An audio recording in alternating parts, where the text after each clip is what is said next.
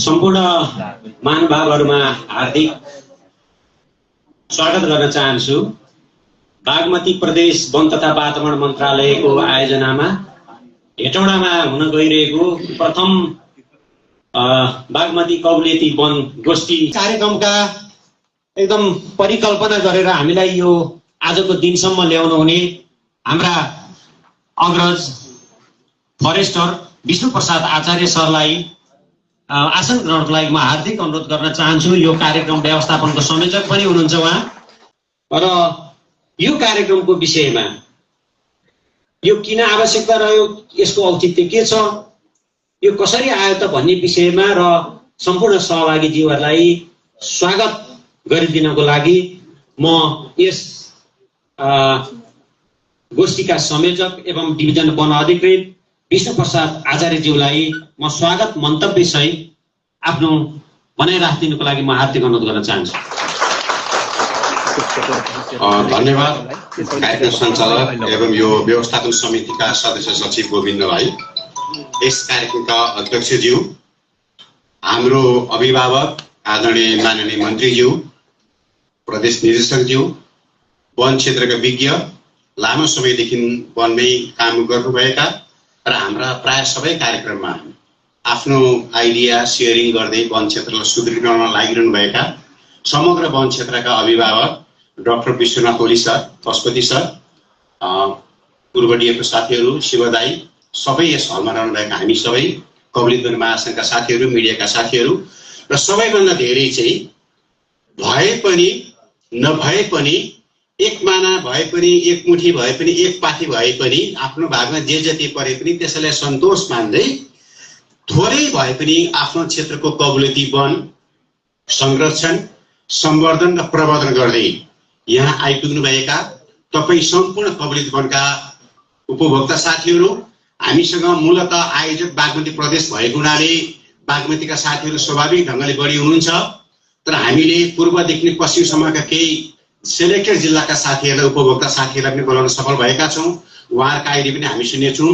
म तपाईँहरू सबैलाई यो ऐतिहासिक प्रथम बागमती कौलेती वन गोष्ठीमा हार्दिक स्वागत गर्न चाहन्छु। स्वीकार्नुहोस् हामी सबैतर्फ हार्दिक स्वागत।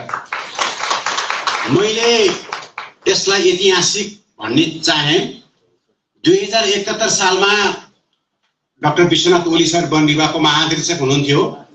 त्यतिखेर काठमाडौँमा राष्ट्रिय स्तरको कौलेती वनको एउटा गोष्ठी भएको थियो, जुन बेला एफएओको इफाडको कार्यक्रमले हामीले केही सहयोग गरेको थियो र त्यो गोष्ठी अन्तर्राष्ट्रिय स्तरका बाहिरका विज्ञ समेत निकै राम्रो भव्यसँग सम्पन्न भएको थियो।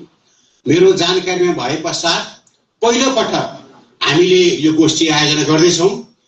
त्यसै हिसाबले पनि व्यवस्थापनमा केही थोली हामी अलि रसमा पनि रह्यौँ। असारको व्यस्तता, वर्षातको समय, तैपनि हामीले कार्यक्रम किन पनि गर्नुपर्छ भने कार्यक्रमलाई पहिलो पटक सबै सरोकारवालाहरूलाई, उपभोक्तालाई, सहजकर्तालाई, फिल्डमा काम गर्ने कर्मचारीहरू, मन्त्रालय, हामी एक ठाउँ उभिएर आगामी दिनमा कौलेती वनलाई कसरी अगाडि लान सकिन्छ भन्ने मूल उद्देश्यले हामीले यो कार्यक्रम आयोजना गरेका हौँ। असहजताको बिचमा पनि हामीले यो कार्यक्रम गर्ने जुन प्रयत्न गऱ्यौँ र तपाईँहरू जुन आइदिनु हो सहजता साथ, त्यसको निमित्त हामी आयोजक यहाँलाई हार्दिक धन्यवाद दिन चाहन्छौँ। हिजो कौलेती वनको कथा फरक थियो। थुप्रै आइएनजिओले सहयोग गरेका थिए। पुराना सहजकर्ताहरू, पुरानो उपभोक्ता साथीलाई अहिले पनि याद होला। विभिन्न नाम फेरिँदै बाह्य सहयोग पनि प्रशस्त भयो, धेरै कार्यक्रम भए। तर बिचमा जब हठात बाहिरको कार्यक्रम समाप्त भयो, त्यसपछि हाम्रो कार्यक्रम झन्डै एक किसिमको टुर जसमा आइपुग्यो। प्रदेश सरकारले आफ्नो बुताबाट भ्याएसम्म केही सहजकर्ता, केही प्राविधिक, केही रेन्जर साथीहरू केही सपोर्ट गरेर जे जति कार्यक्रम गर्न सक्यो त्योभन्दा थप धेरै हुन सकेको छैन।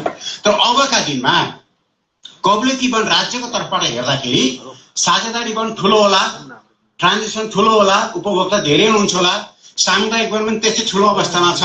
तर सानै भए पनि कौलेती वनलाई राज्यले हेर्ने दृष्टिकोणबाट माथि उठाउँ। अब त्यसपछि बहुआयामिक दृष्टिकोणले के गर्न सकिन्छ, उद्यममा जोड्न सकिने हो या पर्यावरण जोड्न सकिने हो या अरू कुनै लिजभित्र पनि अरू कुनै उद्यमसँग के कोलाबोरेसन गर्न सकिन्छ र सङ्घ सरकारले, प्रदेश सरकारले कहाँ नीतिगत रूपमा सुधार गर्नुपर्नेछ, ती कुरा पनि उपभोक्ताको तर्फबाट इन्डिकेसन आओस्। उपभोक्ताले कसरी महसुस गर्नुभएको छ कौलेती वनलाई, सहजकर्ताले कसरी महसुस गर्नुभएको छ, जिल्लाको डेपुटी साहबहरूले इम्प्लिमेन्ट गर्ने निकायले कसरी गरेको छ र मन्त्रालयको निर्देशनालयको साझा बुझाइले एकसँग गर्नुपर्छ। यो उद्देश्यले थोरै भए पनि प्रष्ट ढङ्गले आज कुराकानी गरौँ र एउटा निचोडमा हामी पुर्याउँ। र हामी एकदमै धेरै खुसी छौँ। किन खुसी छौँ भने ऐतिहासिक छ। 7 प्रदेशमध्ये पहिलो पटक बागमतीले अति हिम्मतका साथ यो कार्यक्रम सुरु गरेको छ। सेड्युल प्रोग्राममा नहुँदा नहुँदै, बजेट नहुँदा नहुँदै धेरै सङ्घ संस्थासँग आग्रह गरेर माननीय मन्त्रीज्यू सचिवज्यूले अलिक बढी नै मेहनत गर्नु, त्यो म सबभन्दा नजिकबाट भनेर मलाई सबै थाहा छ। धेरै मेहनत गरेर पनि हामीले जे जति यहाँ जुटाउन सकेका छौँ, यो हामीलाई अत्यन्त धेरै यो ठुलो यो भन्ने हामीले महसुस गरेका छौँ। र यो गोष्ठी, यो भेलाको निमित्त भेला गोष्ठी नहोस् र यसले एउटा कम्तीमा रोड म्याप तयार गरोस्, केही घोषणापत्र तयार गरोस् र त्यसै अनुसार फिल्डदेखि माथिल्लो निकायसम्म आगामी दिनमा यसले मार्ग तय गरोस् भन्ने उद्देश्यले हामीले यो कार्यक्रम आयोजना गरेका हौँ। म तपाईँहरू सबैलाई यो कार्यक्रममा आयोजकको तर्फबाट, समग्र वन मन्त्रालय, वन प्राविधिकको सबैको तर्फबाट फेरि पनि यहाँलाई अत्यन्त धेरै धेरै हार्दिक स्वागत गर्न चाहन्छु। यो कार्यक्रमको भव्य सफलताको कामना गरौँ, हामी सबै मिलेर टुङ्ग्यौँ। यति भन्दै यहाँबाट बिदा हुन्छु। धन्यवाद, नमस्कार। हामी सबैको जय होस्। धन्यवाद विष्णु प्रसाद आचार्य सर। यो कार्यक्रमको औचित्यको बारेमा महत्त्वपूर्ण भनाइहरू राखेर जानुभयो।